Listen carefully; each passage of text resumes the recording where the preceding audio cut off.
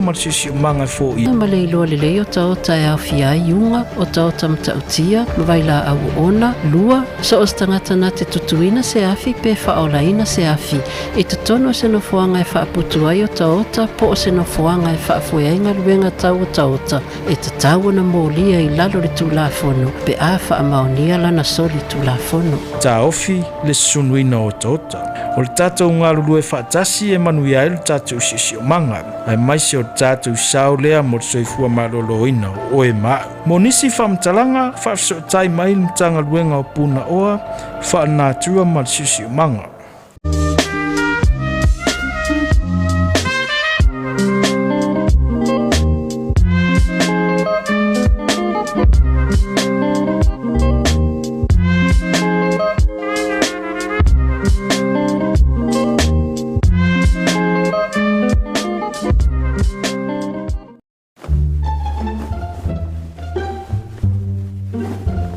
Are you done, Cuz? Just a need also back to New Zealand. How about some hot umu of tar and banana? Yeah, but I want something different. Something hotter. Ngai whaalongo na sauce for Uncle Johnny's. What is that? It's a hot chili sauce from Uncle Johnny's. Full of flavor and heaps of heat.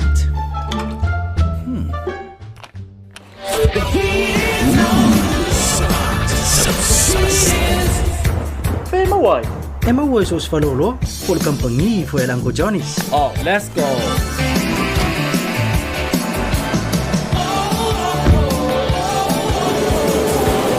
Made with freshly harvested hot bird's eye chilies from our local farmers. Pickled to perfection with love and care by Uncle Johnny's.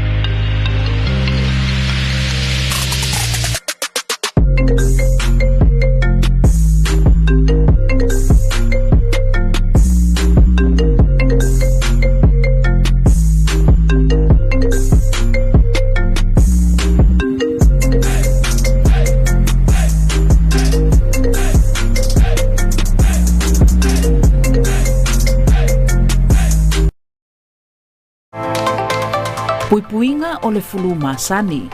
Pe a fai wa e a fia ia unga le fulu masani. E fautuaina le faatinoina o puipuinga nei. Pupuni lo fofonga pe a tale pe mafatua.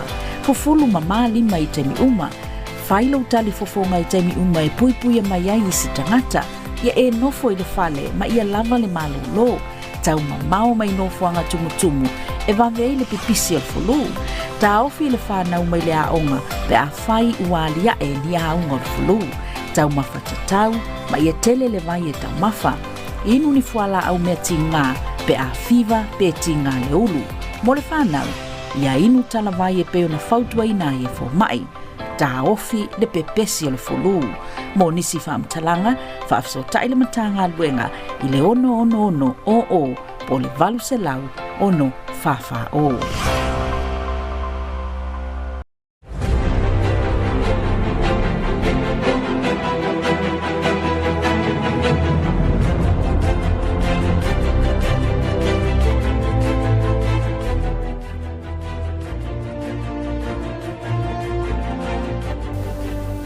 Fatalo fatin fa felo ya tu pa io Samoa ai mai se pul anga fa ke pikpo Samoa pia ilo mai mo mai ne fiafi o se fa poponga le ni tato tala Tautai a solua novema lua afi lua fa o le so le fa malo su fanga sangati o se fatu o ia se pikpo le lot sai centuries ful malima tala to mua fa mawina le to e mau e Samoa o le se la wiva su wiva afi ono se lau ono su tasi e kolva matua talu mai tau sanga lua fe su tolu.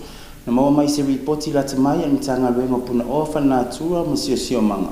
Katalina Tovia mo se whaopoponga. I se ripoti mai ni tanga renga puna ofa na atua mo sio manga. O lo wha mawinai ua se lau i wasfuru i wafe ono se lau ono sfuru tasi e kolva matua. O lo wha moe i ai ni tanga renga mo le miti i o kasa ka poni. O lo wha leanga ina i sio manga. Mai de se lau i wasfuru ono a fe ono se lau ono sfuru i vau eka o le matua sa wha mawina le lua a fe sfuru tolu. Pali element starter susuru Cedric Schuster ele o ngā whatiela a wale matua o na miti i le kasa o ona o lo wha leanga ina i sio manga. Pe tai i te tau ona wha awa wina le ati nae ina ia whatupula ia ma ia mauti noa o lo iaila a wale matua e fisoa soani le miti i o le kasa o ona mo le puipuinga sio manga mo le manai. O le reporti o lo whamawina i whamtalanga mo le whaalele o ati nae ina ia mawhai sa mo na whaatina puipuinga e a leila au o le wau matua ia mata i tūlelei e tu i titia ia awhianga le sio manga o lo alia e mai ai suinga o le tau. Talina Tovia mo le Tautai. I talonga fifilia le lakapi Samoa ia filoi Fatima Eneliko e a bea mwhai o ngaulu o le au taito fitu al manusina. Katalina Tovia mo se whaopoponga. O le susunga filoi Fatima Eneliko ua filifilia le lakapi Samoa e a vea mawhai au ngatai ulu o le lakapi taito fitu a tamaitai a o tāpena atuai ma le tamirisanga taito fitu a le Oceania lua o lua whaa. Whalia le lakapi Samoa le ato e ilu le tofinga le whai au ngape a mai a le tamirisanga o le Oceania o baleanga ilu mo le au taito fitu a tamaitai. Whalia whale nau tainga le lakapi Samoa le filifilia i le susunga Eneliko ma le tāpenanga le au tamaitai a wata mirisanga le tausanga whaunua o lua lima. Whalia Eneliko lo na nganga whanga i tia ma le whaafitai le pule ngā le lakapi Samoa no le wha moe matu ina ati a teia a wase ai o le au tamaitai ai mesio le ati nei no le lakapi e tamaitai tutono le ati nu. Ma le ai e tau mawhaifoi le me ngā tai lo na mawhai mo se ai o Samoa.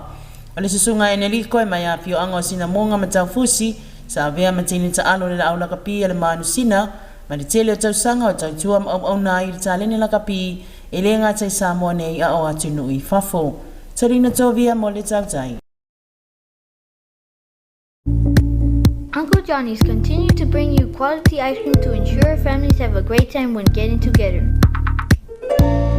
With delicious, yummy flavors of our nearest range of premium ice creams, Uncle Johnny's is all about making sure that our brand remains a family favorite. Uncle Johnny's ice cream is available at your favorite store nationwide. Visit any of the stores near you or better yet, come to our Vitale factory for your orders.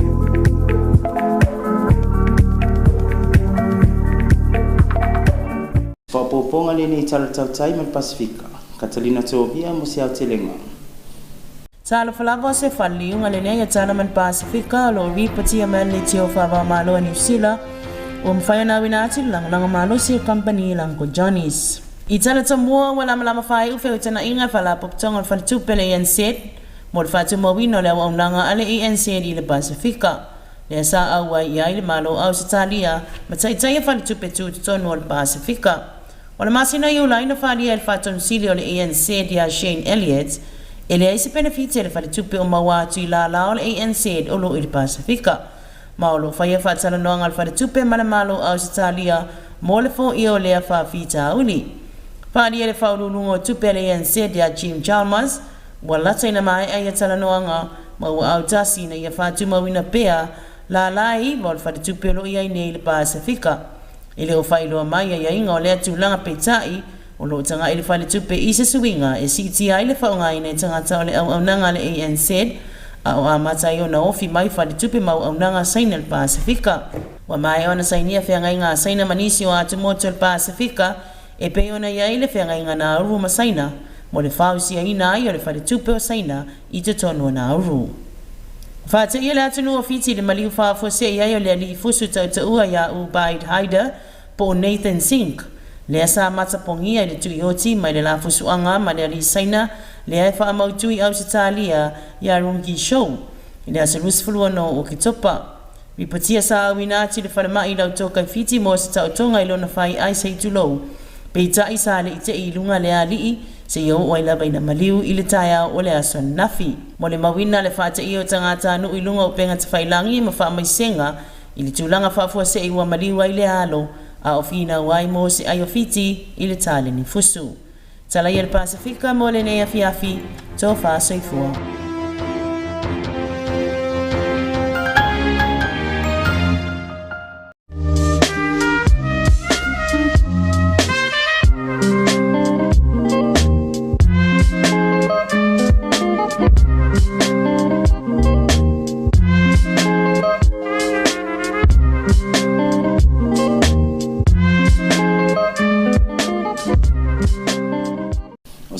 Ponga le nei tala tautai so fuanga le kalesia katoliko lolangi charity tuala le misio musi au telenga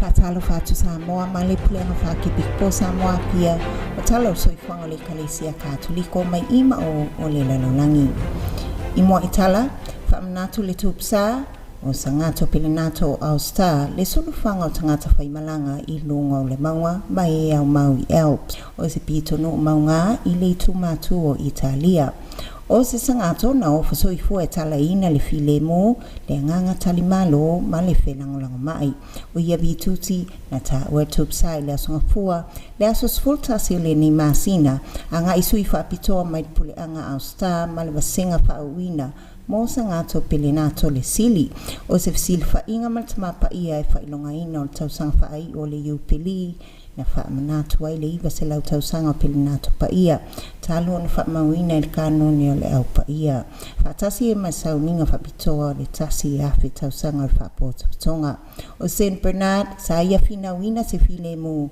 ilona vai tau I le loto tele ai maisi o taimina wa ai fa le tonu o se vituti o lo tato mo mia tele le nei vai tau le file mo tau singa mo tangata whaimalanga I no whanga ese o se whailaunga o le tala lei na ngausia loto maa o le to tele o tangata I lei whaavaivaia lana whaasalawina o tala lei lona tau singa I tangata na whaimalanga I le vao le pitonu o Alpine e tū lata I Mount Belk na hanga le lei ia I lato I taimi lave o whaimalanga I ngai lea whaitu o e sa tau ma le malolu o isi na lei loloa manisi na o sofa I le au whatu puwhalawlawe malona nganga talimalo mai a sangato pilinato o se ata pataita I mo nei asu I o tatou tangata le tali leia maanga le lei so o se tasi e whaatonga mo se sosoani I le itu whaletino ma le whalenganga ia unoa ma se whaapito po o le tapuni au whaitotoa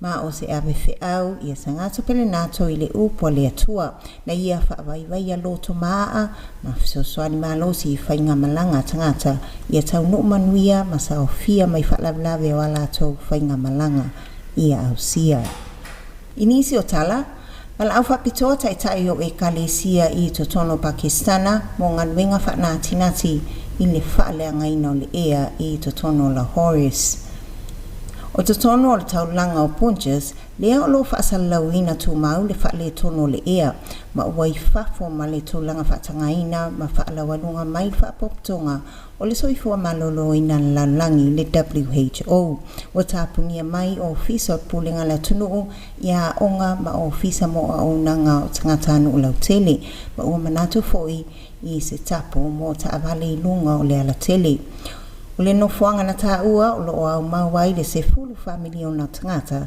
le itu o ngā totono o malo Pakistana le wala tau ave whailoilo le whapea mai o se taulanga wau pito whaatama ia le ea I totono le lalolangi ma I se tali mai a taita I lotu musalemi le ekalesia whapoptonga kirisiano o le sika whapele lotu hindu I se lato fesili whainga e whaatala noi tu o whawhitauli o lo I tauli si o manga ma le soifua maloloina o tangata no o lautele le tūlanga le isaonga le mu I le tausinga o soifua maloloina whamtalaina e Mr. Ramat le nganwenga whaataua o lo o au sila I fofo ia umi o nao ngā lea esa ili mo le whawino no whanga malu I le puipuinga o tangata o le whaau fia taita I lotu o le whaalawiloa mo le nofu sila fia o a onga ma le whaamalo si au I whaapoptonga I ngā luenga whaatino tawati na e ia whaalelea I tala whaiu, whaalau tele tausinga o le finangalo pa ia Yesu, o lo tuina mai se lo minga a le tamato psa le delicit nos.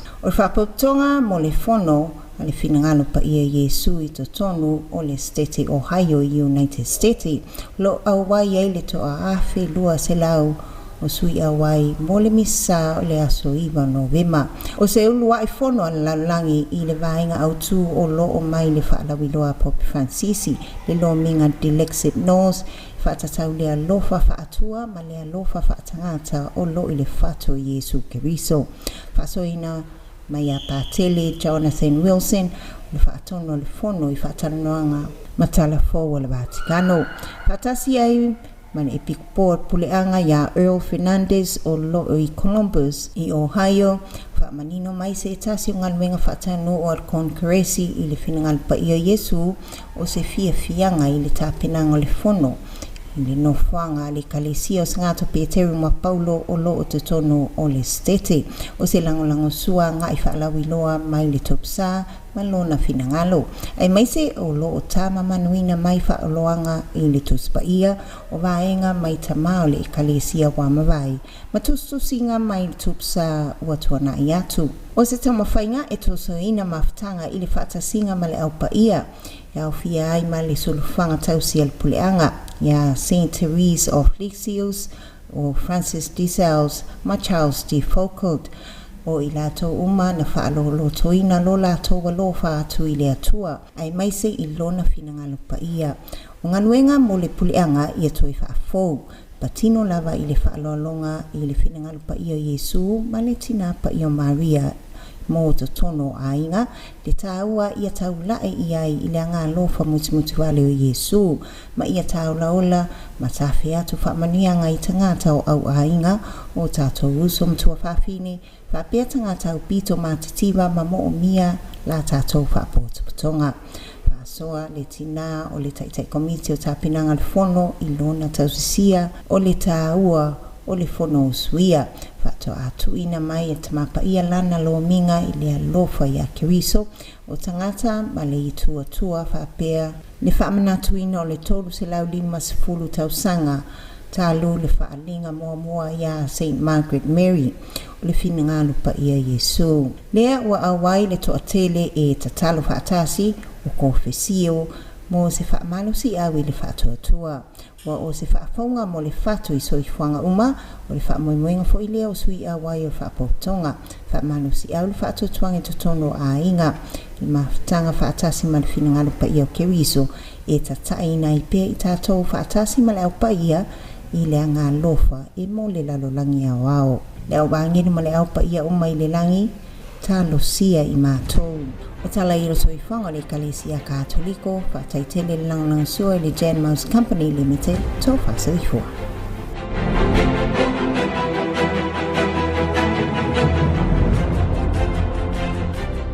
Whamalo ma whaftai pa I o Samoa ai mese pule anga whaakepik po Samoa pia I la moi mai le ne fiafi o se taurumanga le nā tātou tala tautai mo le ne po. Whamanu atu le sulfanga o singati o sifatu iau te o tō uma. Whaftai whapitoa I tātou paanga māsani, whalaskulimi me Uncle Johnny, kampani a Amau, manatanga wenga puna oa whanātura ma le siosio manga. Manuia le fiafi Samoa tō whāsoifua.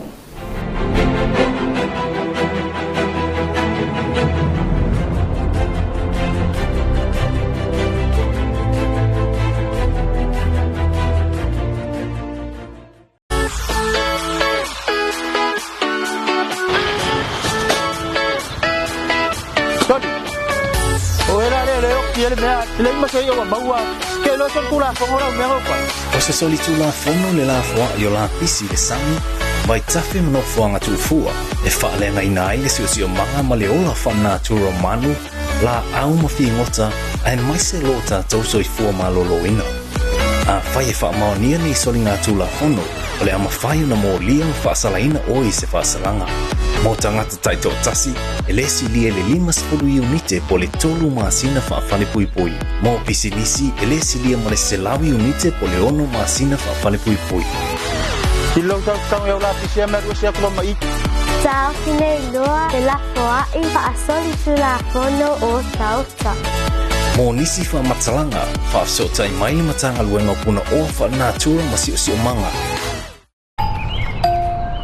I'm so hungry. I'm so bored. It's so hot today. I feel like some ice cream. Yeah, Uncle Johnny's ice cream. Yeah, they're the best. Yeah, let's get some Uncle Johnny's ice cream. Yeah. Yum, yum, nom, nom. Uncle Johnny's ice cream. Hi, guys. Please, Mommy, please. We want some Uncle Johnny's ice cream. There's simply nothing like a tasty Uncle Johnny's treat to beat the heat. Right, kids? Flavors, colors. What's your favorite? I love chocolate, vanilla, pineapple. How about strawberry, banana, and crepe? It's so fun, fun, fun. It's so yum, yum, yum.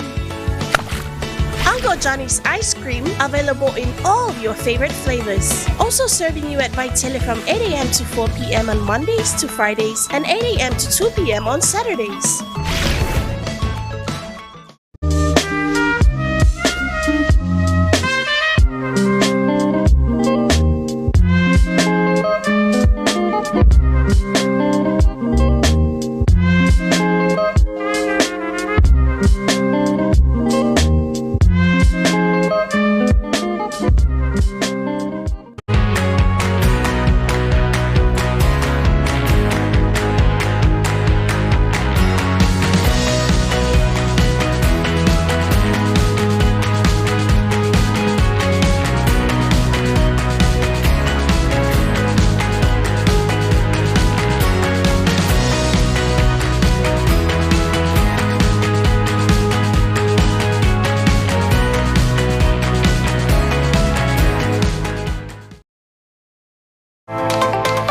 Puipuinga o le fulu masani. Pe a fai wa e a fia ia unga fulu masani. E fautuaina le faatinoina o puipuinga nei. Pupuni lo fofonga pe a tale pe mafatua. Fufulu mama lima I temi uma. Fai lo tali fofonga I temi uma e puipuia mai ai isi tangata. Ia e nofo I le fale ma ia lava le malolo. Tau mamao mai nofo anga tumutumu. E vavei le pipisi al fulu. Ta ofi le whanau mai le aonga pe a whai ualia e li aonga o fulu. Tau mawhatatau ma ia tele le vai e tau mafa. Inu ni fuala au mea tinga pe a fiva pe tinga le ulu. Mo le whanau, ia inu tala vai e peo na fautua ina e fo mai. Ta ofi le pepesi o le fulu. Mo nisi whaamtalanga, whaafsotai le matanga luenga I le ono o po le valu se lau ono whawha o.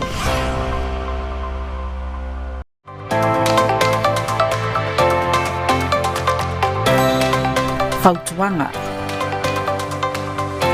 Pe a whai e wha umi na a fia le fulu masani.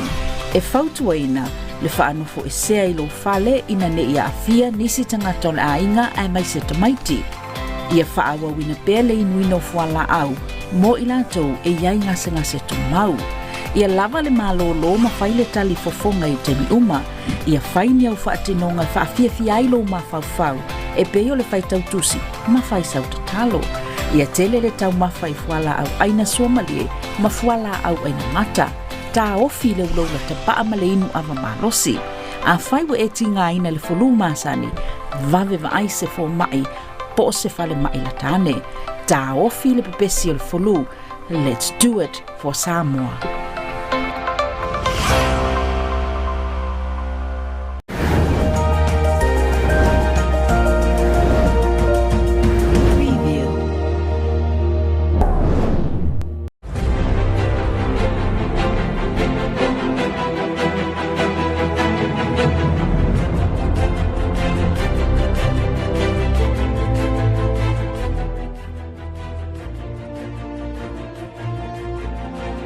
Greetings and Talofalava Samoa and also the Archdiocese of Samoa Pia for your viewing tonight.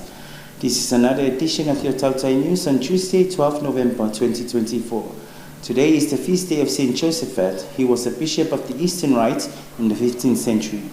Our main headline, Samoa has gained almost 3,000 hectares of forest since 2023, according to a new report from the Ministry of Natural Resources and Environment. Catalina Tovia for more on that report. The forestry report covers 3 of the 5 core activities under the United Nations REDD framework, which stands for reducing emissions from deforestation and forest degradation plus conservation. Minister for Natural Resources and Environment, Susuru Cedric Schuster, stated Samoa's forests now cover 199,661 hectares, up slightly from 196,669 hectares in 2013. He said that Samoa's forests are critical in mitigating climate impacts, and they must continue building on this progress to ensure they are reducing emissions effectively and safeguarding natural resources for future generations. The government said that the reports will serve as a benchmark for monitoring Samoa's progress in mitigating greenhouse gas emissions from its forests and will lay a foundation for future efforts in forest management and climate action. Talina Tovia for Tautai News. In sports news, Lakapi Samoa has appointed Filoi Fatima Enelico as the new head coach of the Manusina Sevens team. Catalina Tovia for more on that report. Filoi Enelico's appointment comes after a thorough recommendation from the review panel of the Manusina Sevens Olympic qualifier, which was then endorsed by the Lakapi Samoa board during its November meeting. Filoi's appointment follows the Manusina Sevens' recent setback in the attempt to qualify for the Paris Olympics. She has been specifically selected as head coach for the Oceania Sevens 2024. After the tournament, a performance review panel will assess her leadership with recommendations presented to the board to shape the future direction of the Women's National Sevens program. Filoi expressed gratitude and she was deeply honored to have the opportunity to lead the Manusina Sevens. She is fully committed to giving her best in this tournament and striving for qualification as a non-core team for the World Sevens Challenger Series in 2025. Filoi Enelico, a former Manusina and Manusina Sevens player, currently serves as the academy manager for women's rugby at Lakapi Samoa and as the assistant backs coach for the Manusina team. Hailing from Sinamonga and Taufusi, Filoi is a World Rugby accredited Level 3 coach. Salina Tovia for Tautai News.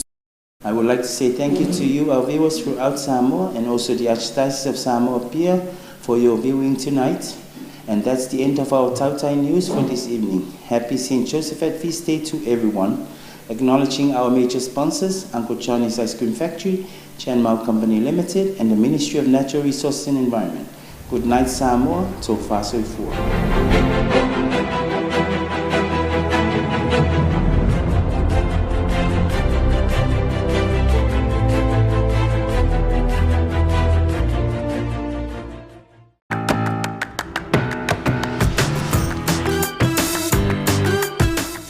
Orko wa inga le wala pisila pa. Ia vele mero ko mai kai fa usai ko mai no mala wala plastic ma pepa. Ngala ngo fa le ko no pa. Jadi, asia, ele so paskik. Ana ne ke sa wir ka langa o lo paskik. Uso, ana la kala ko e man lapis. Ai le lo le me ko ro lapis. Pa pa ko ngau ako le nga sa ma oi. Abele fali. Asia, o va querer lo fa lapis. E lol sol tula folol fa lapis no fong fa teli. Au vai fa ya, ale lol me ko lapis mo mongo ko lo kanga se o fali. Ole sorry tula folol se sumo lapis, em fa na mo ele fali. Mo ma e la fa ngau. Alo ke va ya ko ko ile se sumo